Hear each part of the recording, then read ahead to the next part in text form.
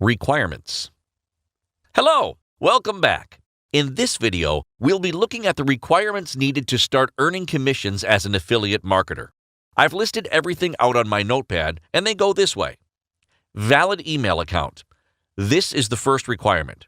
During your affiliate marketing journey, you'll be communicating with a lot of people online, product vendors, customers, and this communication will mainly be done through emails. This is why you need an email account.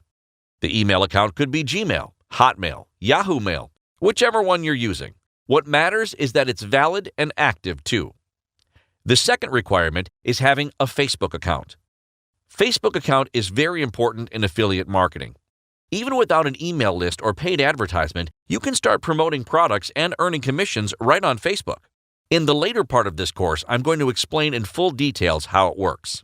For now, know that a Facebook account is part of the requirements.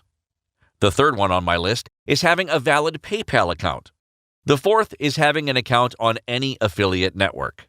An affiliate network is where the whole affiliate marketing process takes place. In this course, my focus is going to be more on 𝐽𝐵Zoo and Warrior Forum. Like I said during the beginning stage of the training, the strategies I'll show you here can be used on any affiliate network. The last requirement is having an email autoresponder account. Later on in the course, I'll show you how you can build your email list. When you've built your list, you will need to communicate with them, and this can be done using an email autoresponder.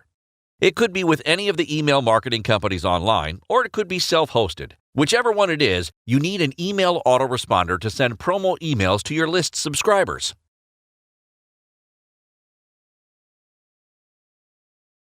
Define your audience. Hello,